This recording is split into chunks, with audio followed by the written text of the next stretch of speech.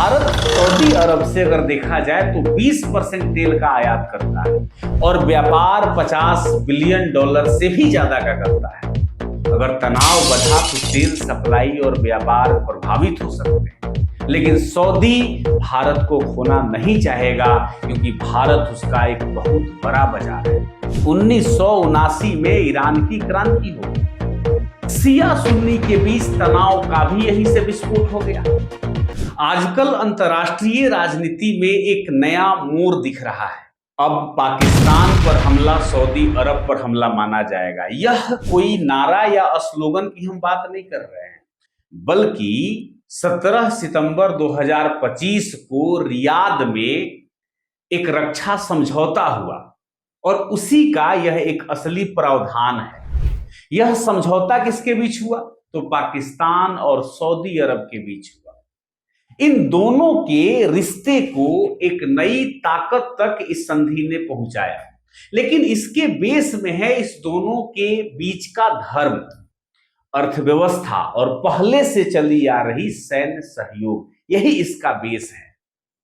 लेकिन इस पूरे तथ्य को समझने के लिए या इस संधि को समझने के लिए आपको इतिहास की जानकारी होनी चाहिए।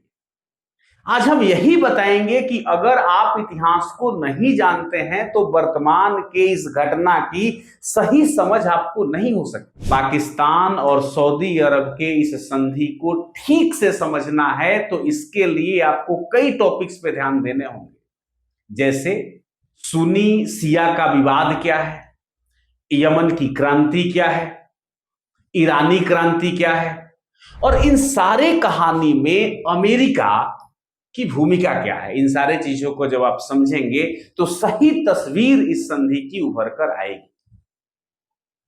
सबसे पहले हमें समझना होगा कि पाकिस्तान और सऊदी अरब के संबंधों का इतिहास क्या है।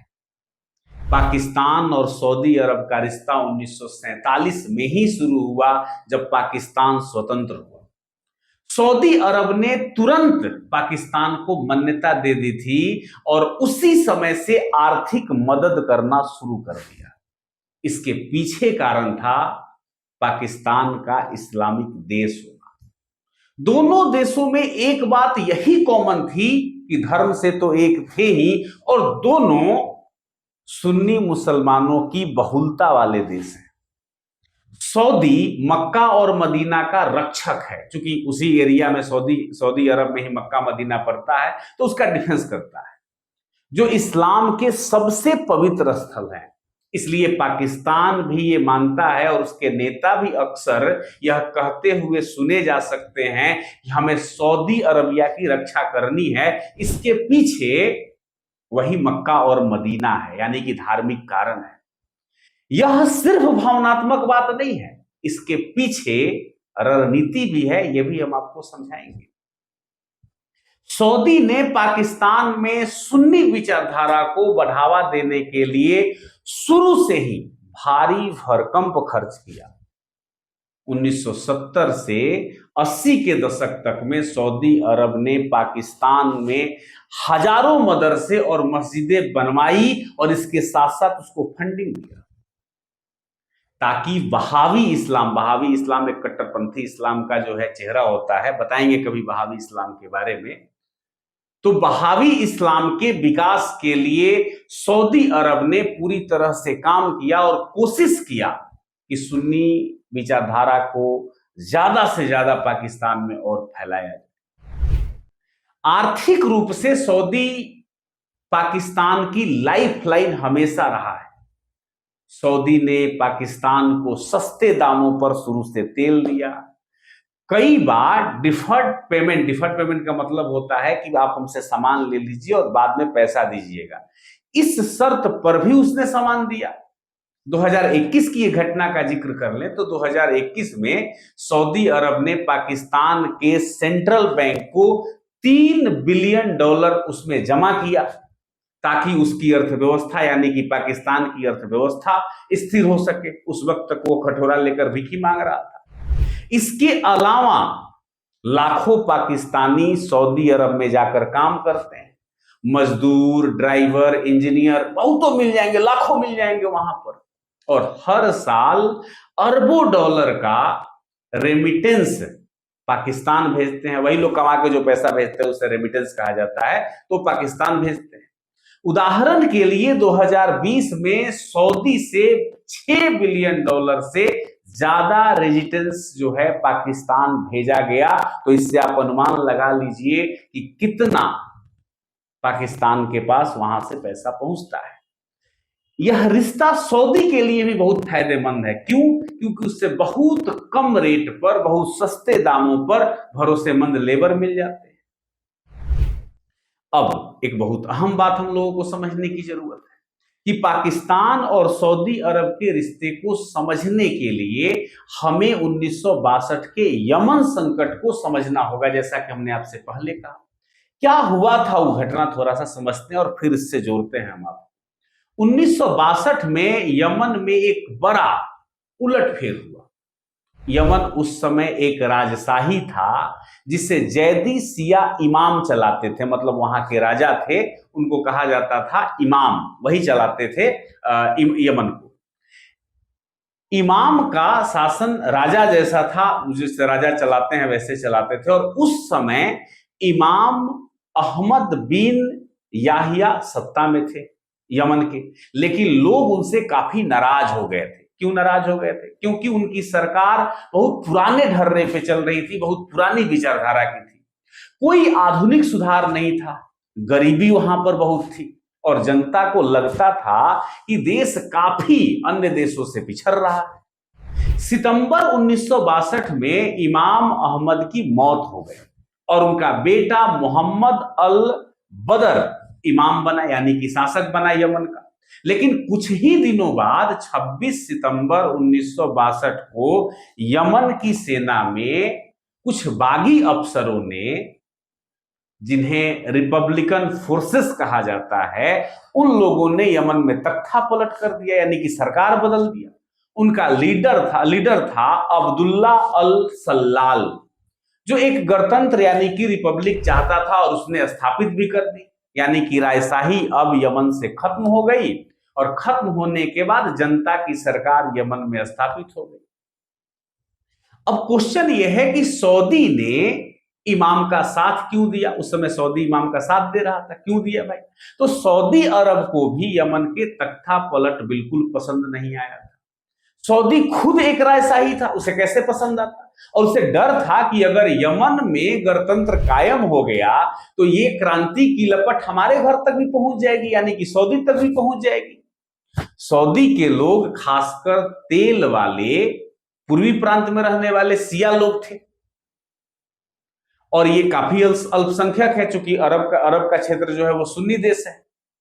तो उनको लगा कि ये शिया लोग हैं, हमसे बगावत कर सकते हैं।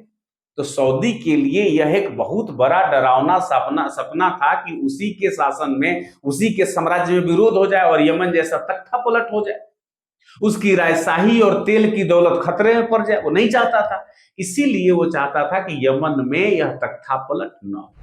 अब एक और घटना इसमें हम आपसे जोड़ना चाहते हैं और वो है मिस्र का इसमें क्या रोल है। आपने नाम सुना होगा नासर और पैन अरब राष्ट्रवाद का।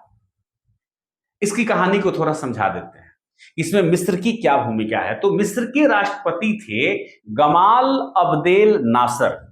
इसने क्या किया कि जो यमन में क्रांति चल रही थी या तख्ता पलट का काम चल रहा था, यानी कि रिपब्लिकन फोर्सेस जो काम कर रही थी वहां पर यमन में, उनका इसने समर्थन कर दिया मिस्र के शासक ने। नासर उस समय दुनिया का सुपरस्टार ही माना जाता था, जो बात करता था पैन अरब राष्ट्रवाद का।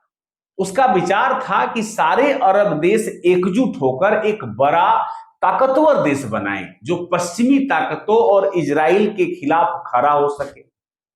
नासर ने उस समय क्या किया कि 70,000 सैनिकों को यमन भेज दिया, जो सऊदी की सीमा के बिल्कुल पास तैनात थे।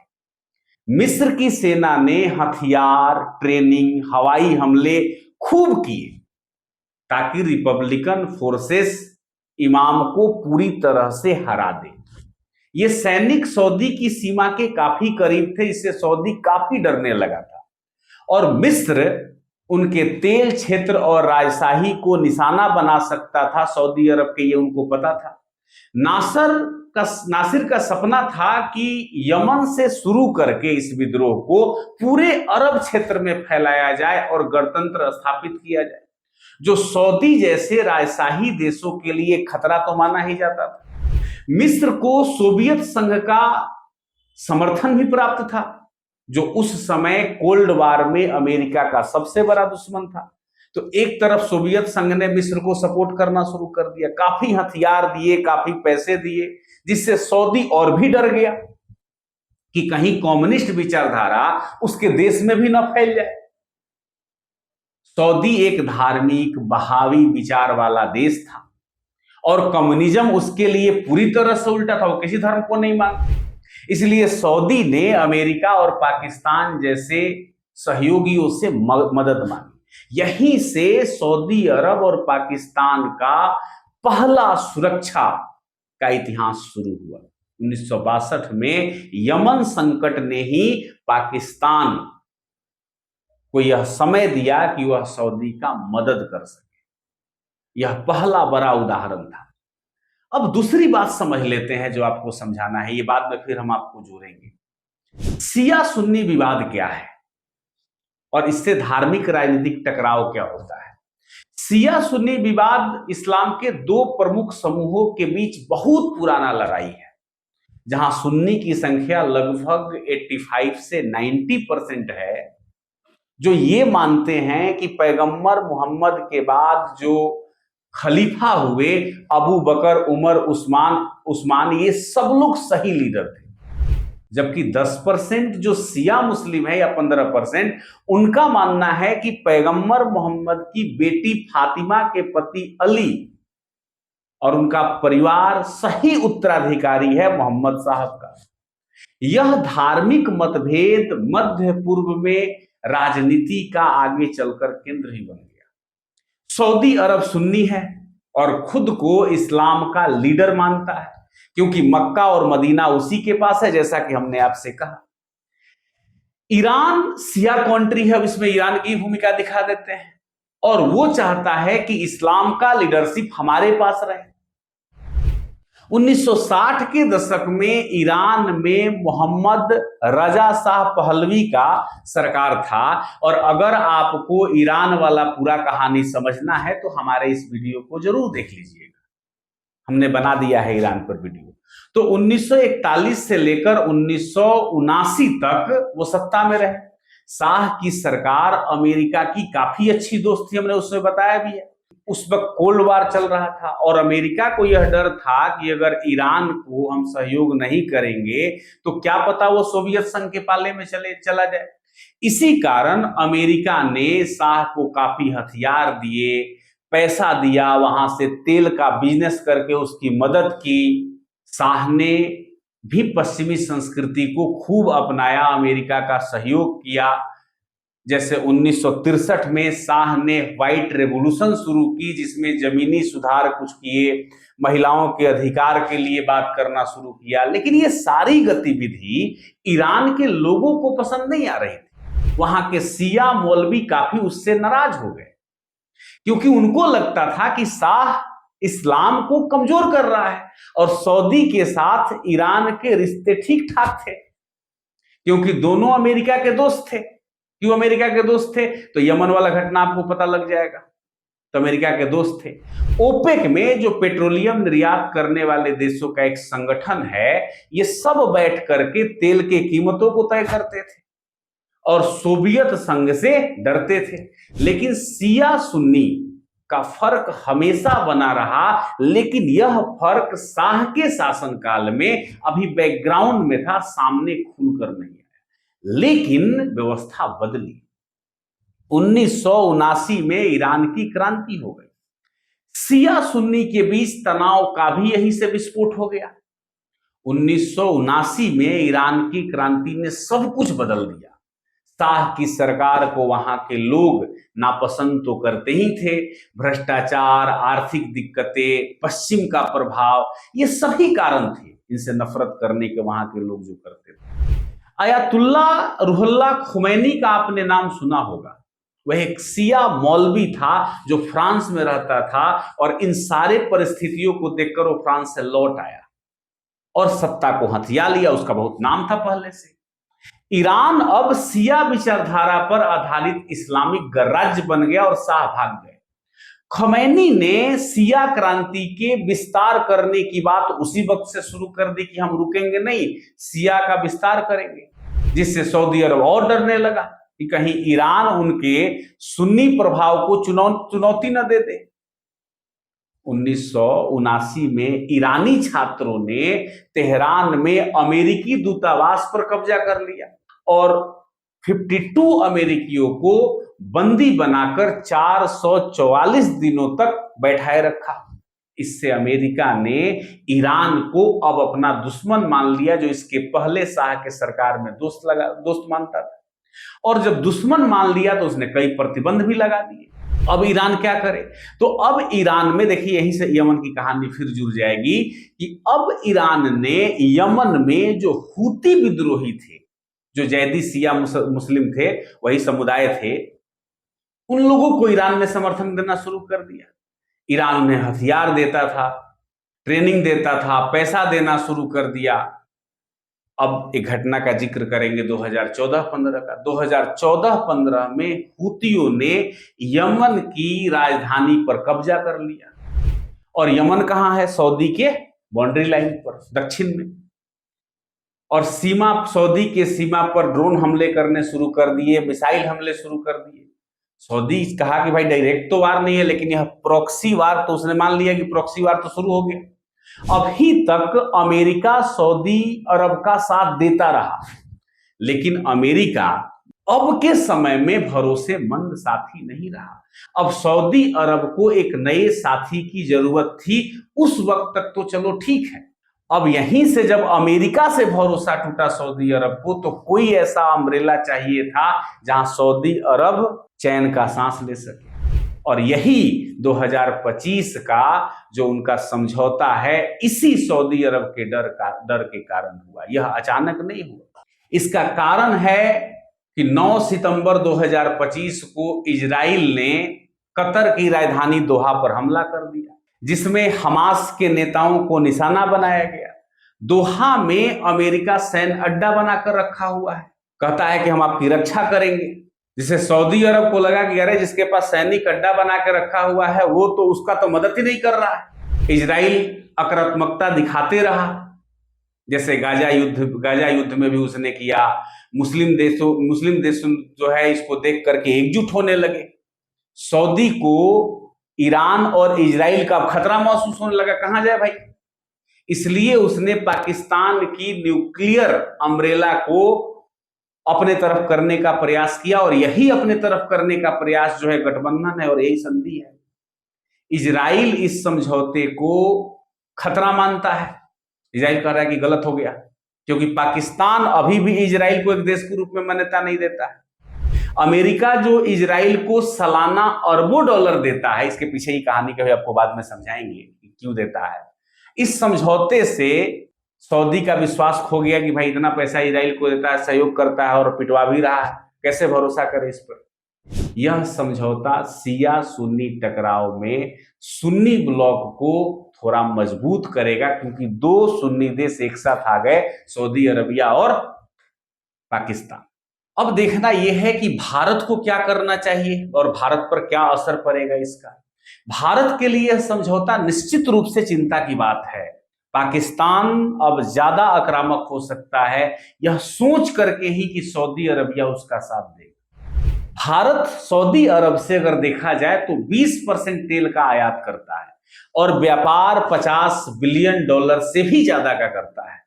अगर तनाव बढ़ा तो तेल सप्लाई और व्यापार प्रभावित हो सकते हैं, लेकिन सऊदी भारत को खोना नहीं चाहेगा, क्योंकि भारत उसका एक बहुत बड़ा बाजार है। भारत को अब स्मार्ट कूटनीति अपनानी चाहिए। क्या क्या करना चाहिए? सऊदी अरबिया से बात करना चाहिए। भारत को सऊदी के साथ आर्थिक और सैन्य रिश्ते मजबूत करने के प्रयास करने चाहिए, ताकि वो भारत को ही प्राथमिकता में रखे। यूएई और कतर के साथ हमें रिश्ते को मजबूत करना चाहिए, क्योंकि सऊदी इन देशों का सहयोगी है और ये सारे भारत के भी दोस्त हैं। इनसे रिश्ते और हम गहरा कर सकते हैं। हम रक्षा को मजबूत करें। भारत को अपनी सैन्य ताकत और बढ़ानी चाहिए, खासकर बॉर्डर वाले इलाके पे। ईरान से भी हमें फायदा उठाना चाहिए। ईरान में जो हमारा चाबहार पोर्ट का जो प्रोजेक्ट चल रहा है उसको और तेज करना चाहिए ताकि मध्य पूर्व में हमारा बैलेंस बना रहे। पाकिस्तान का यह सऊदी जो समझौता है, पाकिस्तान और सऊदी के बीच जो यह समझौता है 2025 का, यह इतिहास की एक लंबी कहानी का नया चैप्टर माना जा रहा है। 1947 से शुरू हुआ यह रिश्ता, जिसका आधार मैंने पहले ही बताया कि धर्म, अर्थव्यवस्था और सैन्य सहयोग पर टिका था, जैसा कि मैंने आपको शुरू से ही बताया। 1962 में यमन संकट, 1979 में ईरानी क्रांति, शिया सुन्नी के बीच तनाव, इस रिश्ते को एक नया आकार दिया। अमेरिका इस तनाव को अपने फायदे के लिए हमेशा इस्तेमाल करते रहा, लेकिन उसकी विश्वसनीयता पूरी दुनिया में कम होने लगी तो सऊदी अरब ने भी भरोसा करना छोड़ दिया। इसके कारण सऊदी पाकिस्तान के करीब जाना शुरू किया, चूंकि उसको चाहिए ही एक अम्ब्रेला, जैसा कि हमने आपको पहले बताया। भारत के लिए यह समझौता जो है एक चुनौती तो है ही, लेकिन कूटनीति और रणनीति से भारत इसे एक अवसर में बदल सकता है। यह कहानी जो हमने बताई ये हमें सिखाता है कि भू राजनीति में कोई अस्थायी दोस्त या दुश्मन नहीं होता, सिर्फ हित ही हमारे महत्वपूर्ण होते हैं। Thank you so much.